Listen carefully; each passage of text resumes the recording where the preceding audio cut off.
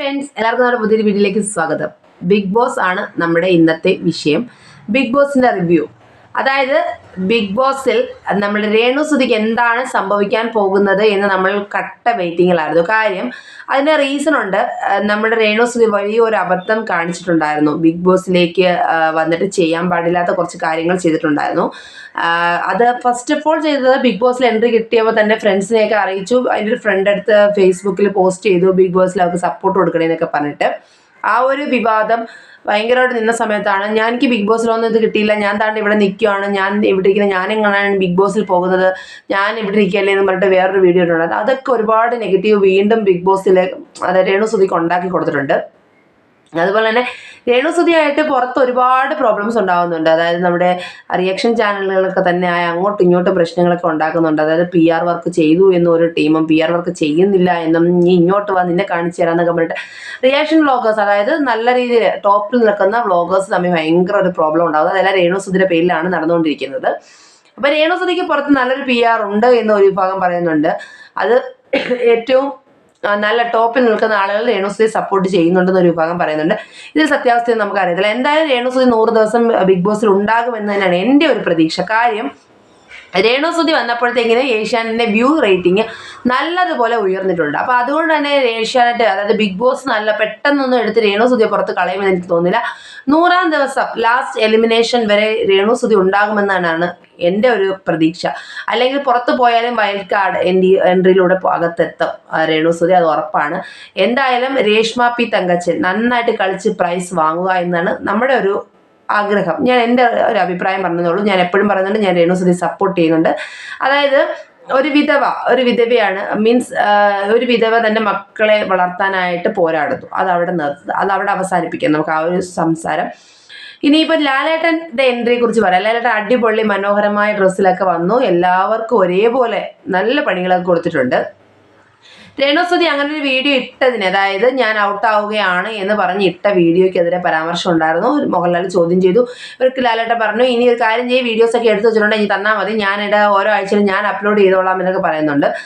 കറക്റ്റായിട്ട് ചോദ്യം ചെയ്തു. അവിടെ രേണുസുതി മാപ്പൊക്കെ പറയുന്നുണ്ട്. ഇനി ചെയ്യില്ല, ക്ഷമിക്കണം, എൻ്റെ യൂട്യൂബ് ചാനൽ ഇത് കൺട്രോൾ ചെയ്യുന്നത് എൻ്റെ ഒരു കസിനാണ്, അത് ചെയ്തതാണ്, ഇതിലെ ട്രിക്ക് പറഞ്ഞു തന്നെയാണ്, ഇതിനെ മുന്നോട്ട് പോകാനായിട്ട് ജയിക്കാനായിട്ടൊരു ട്രിക്ക് പറഞ്ഞു തന്നെയാണ്, അതൊരു അബദ്ധമാണെന്നൊക്കെ പറഞ്ഞ് മാപ്പൊക്കെ പറയുന്നുണ്ട്. എന്തായാലും രേണു ചെയ്തത് വലിയ മണ്ടത്തരമാണ് നമ്മുടെ വീഡിയോയിലൊക്കെ പറഞ്ഞിട്ടുണ്ടായിരുന്നു. പക്ഷെ ഇതുവരെ കളിച്ചതിൽ ഒരു കളിക്കാരും ഈ കളി പഠിച്ചിട്ട്, അതായത് വർഷങ്ങളോടെ നിന്ന് കളി പഠിച്ചിട്ട് വന്ന ആളാണ് ഈ അനീഷ് എന്നൊക്കെ പറയുന്നുണ്ട്. അവർ പോലും ചെയ്യാത്ത രീതിയിലൊരു കളിയാണ് നമ്മുടെ രേണുസുതി ചെയ്തത്. പക്ഷേ അത് വലിയൊരു അബദ്ധമായി, മണ്ടത്തരം തന്നെ ആയിപ്പോയി. കാര്യം പിന്നൊരു ആളുകൾ, അതായത് ആ വീഡിയോയ്ക്ക് അടിയിൽ വന്ന കമൻറ്റ് ഞാൻ കണ്ടായിരുന്നു. പലവരും ആ ഒരു വീഡിയോ എടുത്ത് റിയാക്ട് ചെയ്ത് ഞാനും ചെയ്തിട്ടുണ്ടായിരുന്നു. അതിൽ വന്ന കമൻസിൽ ഒരു കമൻറ്റ് ഉണ്ടായിരുന്നു, ഇതൊന്നും പാവം രേണു അറിഞ്ഞിട്ടില്ല, രേണു അറിയാതെ ആരോ രേണുവിൻ്റെ വീഡിയോ എടുത്ത് എഡിറ്റ് ചെയ്ത് വോയിസ് ചേഞ്ചൊക്കെ ചെയ്തതാണെന്ന്.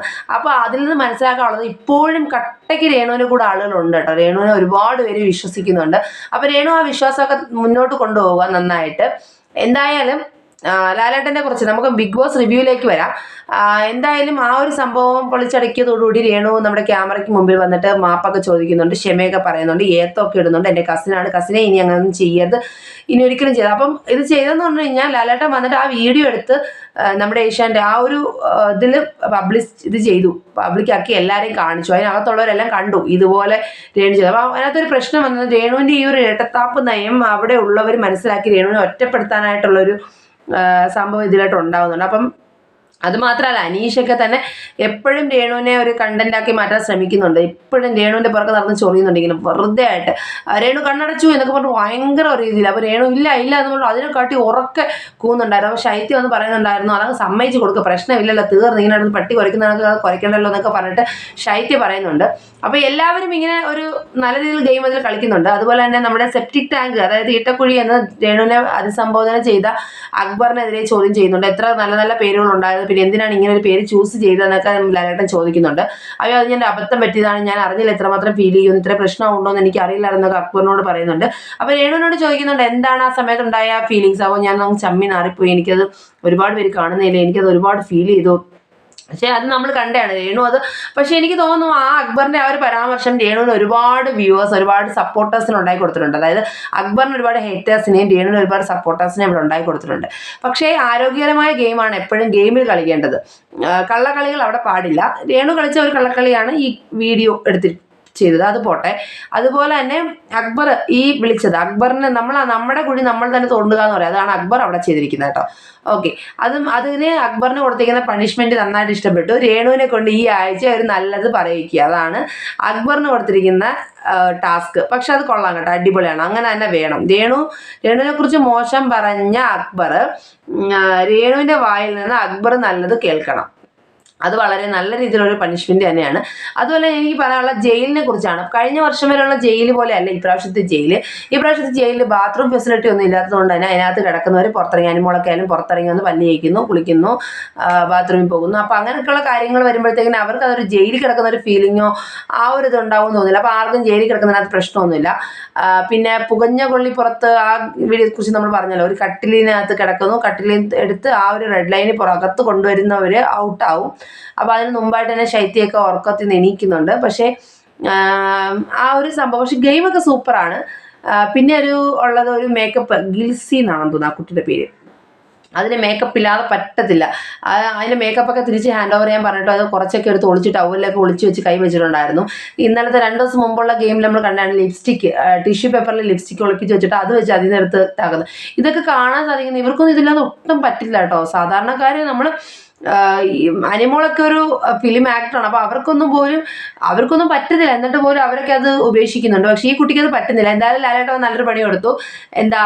ഇനി ആ ബാഗേ ഉപയോഗിക്കേണ്ട, ബാഗോടുകൂടി ചെന്നൈയിൽ നിന്ന് മുംബൈയിലേക്ക് പാക്ക് ചെയ്യാനായിട്ട് തീരുമാനിച്ചു. ഗിൽസി ഭയങ്കരമായിട്ട് അബദ്ധത്തിൽ പെട്ടിരിക്കുകയാണ്. കാര്യം ഇതൊന്നും ഉപേക്ഷിക്കവർക്ക് എന്തുകൊണ്ട് വരുന്നില്ല? ഇവരെയൊക്കെ ആ ഒരു സ്റ്റൈല് ഇതൊന്നും ഇല്ലാതെ എങ്ങനെ ഞങ്ങൾ മുമ്പോട്ട് പോകുമെന്നാണ്. ഇതെന്ന് പറഞ്ഞൊരു ജെനുവിനായിട്ടുള്ളതാണ്. നിങ്ങൾ എങ്ങനെയാണോ, നിങ്ങളുടെ വീട്ടിൽ നിങ്ങളിങ്ങനെയാണോ മേക്കപ്പ് ഒക്കെ ചെയ്തിട്ടാണോ നിൽക്കുന്നത്? അപ്പോൾ നിങ്ങളുടെ വീട്ടിൽ നിങ്ങളുടെ ആ ഒരു റിയാലിറ്റിയാണ് ഇവിടെ പുറത്ത് വരേണ്ടത്. പക്ഷേ നമ്മൾ വിചാരിച്ചത് ഏറ്റവും പെർഫെക്റ്റ് പേഴ്സൺ ആണ് ഇവിടെ ജയിക്കുന്നതാണ്. ഒരു പെർഫെക്റ്റ് പേഴ്സൺ അല്ല ഇവിടെ ജയിക്കുന്നത്, തന്നെ ഫേക്ക് പേഴ്സൺ ആയിരിക്കും ഇവിടെ ജയിക്കുന്നത്. അതായത് കളിക്കാൻ അറിയാവുന്നവർ ഇവിടെ ജയിക്കും. ഇവർ കൊടുക്കുന്ന ഗെയിമുകൾ ഗെയിമിലൂടെയൊക്കെ നല്ല പെർഫെക്റ്റ് പേഴ്സൺ അല്ല, ഇവരൊരു ഫേക്ക്. അതായത് എല്ലാത്തിലും രക്ഷപ്പെട്ട് മുന്നേറുന്ന ആളാണ് ഇവിടെ കപ്പ് നേടുന്നത്. എന്തായാലും മാരാറിൻ്റെ കളിയൊക്കെ നമ്മൾ കണ്ടാണ്, അടിപൊളി കളിയായിരുന്നു. അതുപോലെ തന്നെ ഇപ്രാവശ്യം നമ്മൾ നല്ലൊരു പ്രതീക്ഷയോടെ രേണുസുതിയെ മുന്നോട്ട് പോകുന്നുണ്ട്, എന്താണെന്ന് നമുക്ക് അറിയാൻ സാധിക്കും. അതുപോലെ ഷാനവാസ് നല്ലൊരു കളിയാണ്. പക്ഷേ ഷാനവാസിന് ഒരുപാട് ഹെൽത്ത് ഇഷ്യൂസ് ഒക്കെ ഉള്ളതുകൊണ്ട് തന്നെ എനിക്ക് തോന്നുന്നു ഒരുപാട് ആളുകൾ ഷാനവാസിൻ്റെ കളി നിങ്ങൾ കണ്ടല്ലോ, എല്ലാത്തിനും തമാശയാക്കി മാറ്റി അടിപൊളിയായിട്ട് മുന്നോട്ട് പോകുന്നുണ്ട്.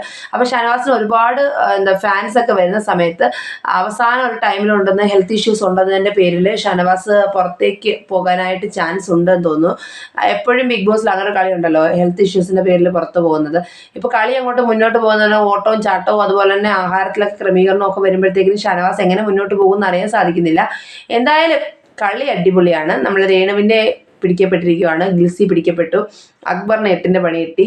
അതുപോലെ തന്നെ പണിപ്പുര ഇനി എനിക്ക് വേണ്ട എന്ന് പറഞ്ഞിട്ടൊരു ആളുണ്ടായിരുന്നു, നൈനു ആണെന്ന് തോന്നുന്നു. നൈനുവിന് പണി കിട്ടിയിട്ടുണ്ട്. ഇനി പണിപ്പുരയുടെ അടുത്തോട്ട് പോകണ്ടെന്നാണ് മോഹൻലാൽ പറഞ്ഞിരിക്കുന്നത്, ലാലേട്ടൻ പറഞ്ഞിരിക്കുന്നത്.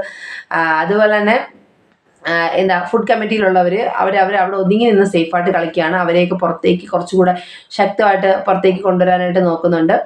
റേണ ഫാത്തിമ മാത്രമാണെന്ന് തോന്നുന്നില്ലേ ഫുഡ് കമ്മിറ്റിയിൽ അവരുടെ അടുത്തോട്ട് പോയി ചൊറിഞ്ഞ് പ്രശ്നം ഉണ്ടാക്കിയത്. എന്തായാലും കളി തകർക്കുന്നുണ്ട്, കളി നല്ലപോലെ മുന്നോട്ട് പോകുന്നുണ്ട്. വരും ദിവസങ്ങളിൽ, അതായത് ഇന്നത്തെ എപ്പിസോഡ് നമുക്ക് കാണാം.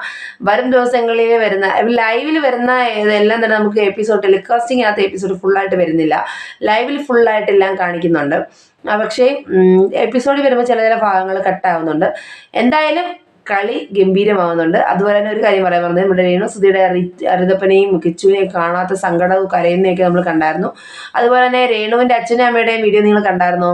അതൊക്കെ കുറച്ച് ഓവറാണ് കേട്ടോ. രേണുവിൻ്റെ അമ്മയ്ക്ക് ഒട്ടും വയ്യാതെ ഇങ്ങനെ ഏങ്ങി വലിക്കുന്നുണ്ട്. പക്ഷെ അതൊന്നും മൈൻഡ് ചെയ്യാതെ ചേച്ചി അച്ഛനും ഒക്കെ ഇൻ്റർവ്യൂ ഇങ്ങനെ ചാനലിൽ വീഡിയോ പോസ്റ്റ് ചെയ്യുകയാണ്. പക്ഷെ അതൊക്കെ ഇച്ചിരി ഓവറായിട്ട് തോന്നി.